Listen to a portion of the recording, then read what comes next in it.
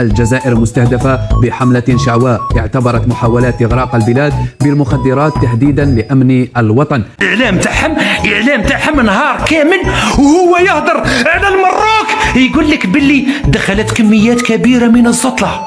لذلك أرادوا أن يستهدفوا هذه الأسرة الجزائرية بحرب قذرة لجار سوء. رئيس الوزراء الجزائري أحمد أويحيى اتهم المغرب بإغراق بلاده بالحشيش والمخدرات. وانصارة كبيرة. قوى الشر تتكالب على بلادنا من أجل نخر الشباب. إن الخطر كبير جدا، خاصة ما يدخل من الناحية الغربية لبلادنا من سموم التي تريد أن تنهك أمة بكاملتها.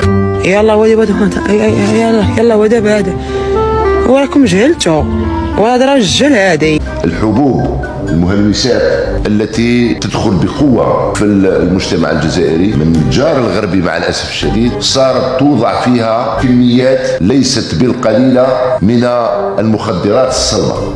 هذه المهلوسات نفس الدراسة تؤكد بأنه عندها تأثير كبير على قدرة الشباب في المستقبل على الإنجاب مثلا.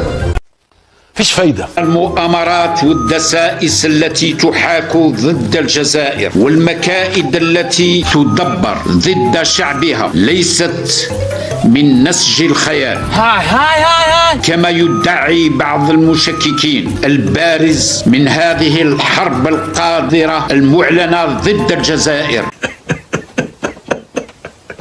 يا دولة. تصادر السلطات الإسبانية شحنة من مخدر الكوكايين تصل إلى 322 كيلوغراما قادمة من البرازيل وموجهة إلى ميناء وهران في الجزائر.